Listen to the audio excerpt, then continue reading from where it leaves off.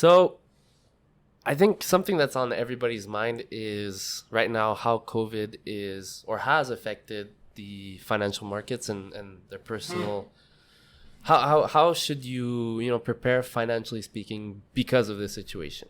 Well, I think it brought forward some of the needs in your financial planning about emergency fund, right? Yeah. Many youngsters don't keep an emergency fund, or even older people.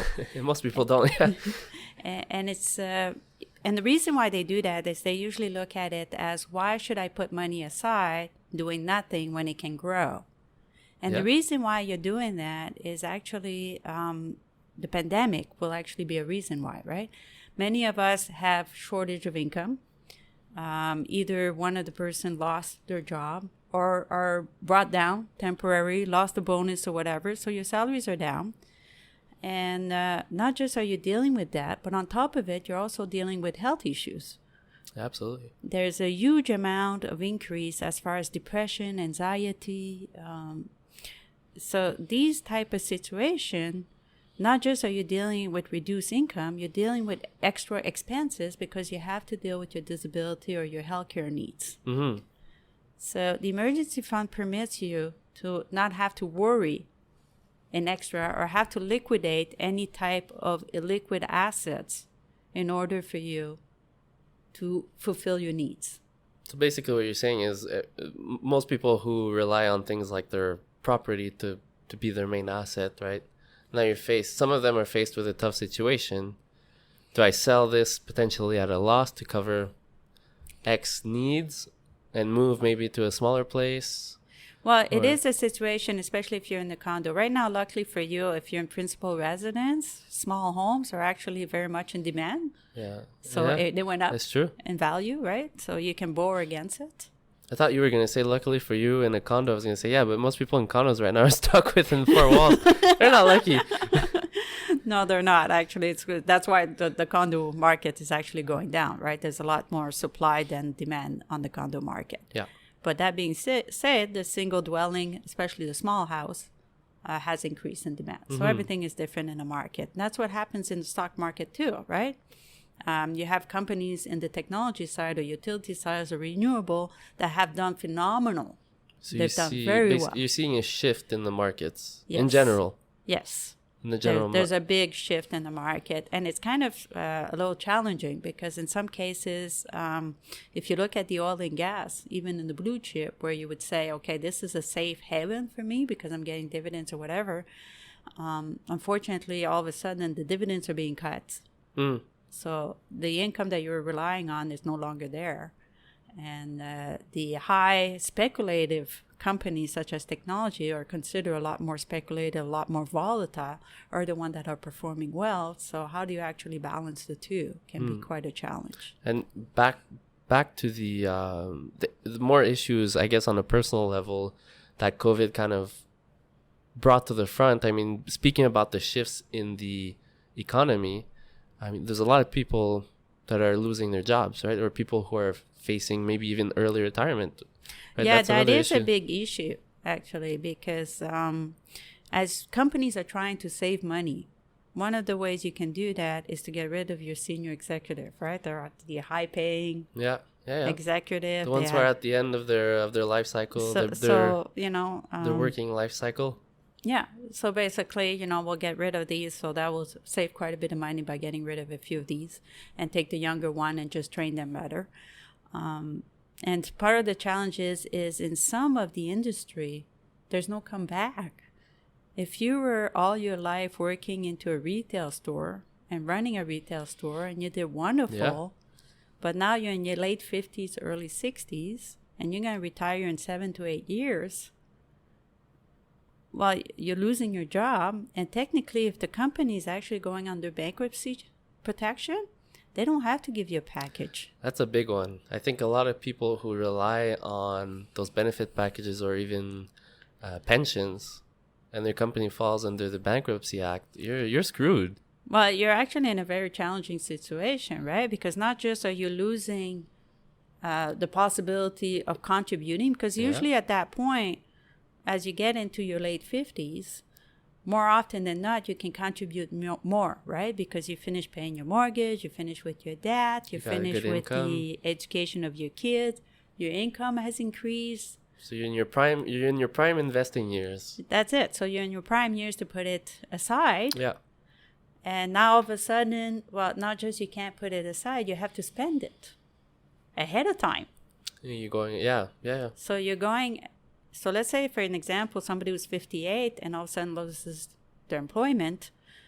They're supposed to retire at 65, and all the calculation is done to 65, and they're supposed to do their maximum contribution every year and so forth. Mm-hmm. So you're looking at 7 years worth of contribution missing, but Plus, you're also looking you're at withdrawing 7 years of withdrawals Yeah.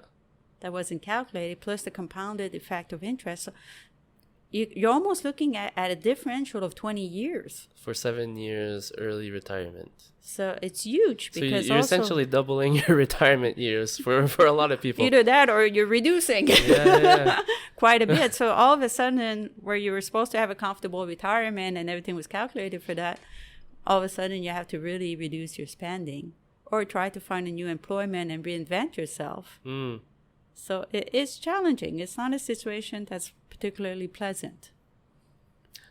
We can touch on that at a different time, but on a financial planning standpoint, that's a complicated situation to address. It is, and it can be addressed, but that's why we said often to youngsters, start early. So that's the best solution, right? The best solution is prevention.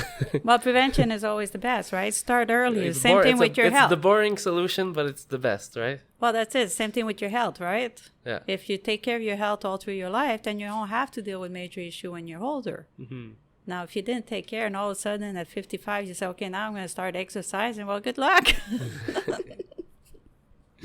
That's a good point. Another big issue that we're seeing right now, low interest rates and low returns on things like fixed income, right? Dividends, bonds. Well, actually, dividends, I can argue whether it's low income because in some cases the dividends are quite high, but they're they're not going stable. away. They're going away. So if your dividend is over 7%, you have to start questioning how solid is this dividend, right? So you're right. We are dealing with a very low income, low interest environment. Mm-hmm. And as you retire, that can be quite a stress because you rely on that to cover your fixed income. So now all of a sudden you have to rely on a larger amount to cover your fixed income, which means that your return at the end of the day is much lower. So let's take a traditional strategy where people say, based upon your age, that's the amount of fixed income you have. That's an old strategy that they used to implement. So if you're 65, that means 65% of your portfolio or 70% of your portfolio should be in fixed income. Okay. 35 in equity. So let's assume we're using that. So 70% is in fixed income. It's giving you 2%. So that's 1.4. And let's say your 30%, for the sake of argument, in equity is giving you a 10% return. So that's 3. So you're looking at a 4.2% annual return. Take out a bit of your fees. That's not much. Yeah, it's so nothing. all of a sudden you have to put quite a bit aside or reduce your expenses by substantial amount. Or I guess the alternative is if you have a lot of money, then you're fine. But well, you have to change your strategies, Yeah. right? Yeah. In some cases, you might have to increase your risk. In others, you might have to change with alternative investments. Okay. So you have to change your strategy because of the fact that fixed income at the end of the day, especially GICs, right? If you're taking short-term GICs and they're giving you, and I'm being generous because generally speaking, they don't give you 2%. But I'm being generous. I'm saying they're giving you 2%. For anyone who's listening and who's not sure what a GIC is, typically that's what you get in your savings account at the bank, right? Yeah, that's it. So the 0.05% interest rate, that's well, it doesn't even cover inflation. Yeah. So you're losing your purchasing power. So yeah, it's safe. I mean, you can put it under your bat list, you can put it in the bank, and it won't move. But it also won't be able to produce any income for the long term. So you're reducing the amount you can spend, and you're also reducing the time. As people are getting older today due to healthcare and due to scientific discovery, well, people are living longer. Mm-hmm. When I started in this business, people retire at 65 and died by 70.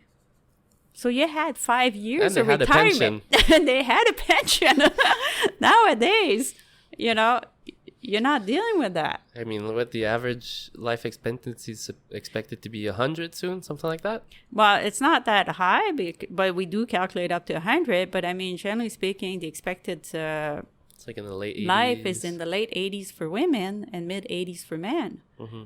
So it's still, you know, if you retire at 65, you're looking at 20 to 25 years in retirement. And that's when we say the average is 50% of the people, right? Which means 50% goes beyond that, right? So if the other 50% that goes beyond that sometimes will live in retirement for 40 to 45 years. That's as much as the number of years that you worked, if you think about it. So it's huge. That is a big number. And I imagine, you know, something that comes up in retirement, which is probably an issue now looking forward, is those health issues that come up during retirement, right? The long-term care needs and the... Well, if anything, the pandemic brought forward is your need for care, right? Yeah. And as you're looking at the amount of debt that the government is taking on, and the reality that there's a lot less worker today than they are in retirement, because that's how the pension system works, is the people that work today pays for the people that are retired today. So if you look at that ratio, and you look at the amount of debt that the government are taking on, do you believe that your social benefit will increase or decrease? I mean, I think it's safe to say it'll decrease unless some... Well, you look at just recently, right? I think it was yesterday that Alberta announced that they will cut healthcare workers because the government can't pay for it. So they're going to go into a private system and increase the demand on the people to have a private system. And you don't have a choice. It's not irresponsible. You don't have a choice. You don't have the money. So they're going to have to rely on people to be able to pay for their own health care. And that's why you've heard me mentioning quite often, you know, look at critical illness, look at long-term care needs, because the government just doesn't have the money to be able to care for their people. Mm-hmm. I guess that's just a quick glimpse at all the kind of issues that were raised by the current situation. So if we were to wrap this up, if we were going to put people in two different boxes, right? Earlier on in your careers, investment life, and later on, what are the two things that you would suggest people to look at? Well, for youngster, I would say right away put money aside. Don't wait till you're 40, 50. Yes, you do have debt. Yes, you want to live and so forth. Take at least 15% of your income and put it aside. And not just an emergency fund, right? Like, yeah, just put it aside, okay? 3 months should be covered for emergency funds. Okay. Minimum. How quickly should you create an emergency fund? Should it be your first goal to create that emergency fund and then start investing the rest with, you know, stocks, whatever? Yes. Okay. The emergency fund is the first one. And the reason is you never know what's going to happen. Yeah. Right? So first, it's peace of mind. Yeah. So it's really important. So right away, start putting money aside if you're young, right? As you get older, look at your health, look at your strategy, revise your strategy. Also make sure you have an emergency fund again, although you'll be able to borrow. Different from a youngster. A youngster doesn't have the same ability to borrow than somebody that's older with assets. Okay. So, and let's face it, borrowing rate right now is quite low, right? You're not getting any interest on your money, but you're also not paying any interest. Yeah, it's quite a double-edged sword. But also keep in mind that the healthcare system that we know may not be there tomorrow. You will have to look at healthcare costs going forward. It's a tough reality for all of us Canadians who are used to having health benefits covered by the government all the time. Well, I think the pandemic brought it to the front that your healthcare benefit is not as comfortable as you may need. And the other thing is we're talking as youngster. Did you know that disability, 1 out of 4 people ends up with disability? I knew that. I'm sure not many people knew that. And the challenge we have right now is with the pandemic, there's more and more people going for depression, burnout, Mm-hmm. and anxiety, which means that going forward, if you don't have disability, they might actually exclude that because the insurance company has too many claims. So you have to be careful about that. So now would be the time to get it. It's a good time to look at it at least. That's because, a good point. It's a very good point. You know, the same thing goes with right now, we're having more and more heart attack because people are not going in, right? They're not going in to get checked or whatever. So there'll be a higher premium on those kinds of coverages. Again, you're going to end up with higher premium. So you might want to look at it before the insurance company decides to change or exclude pre-existing conditions. Mm-hmm. Makes sense. All right. I think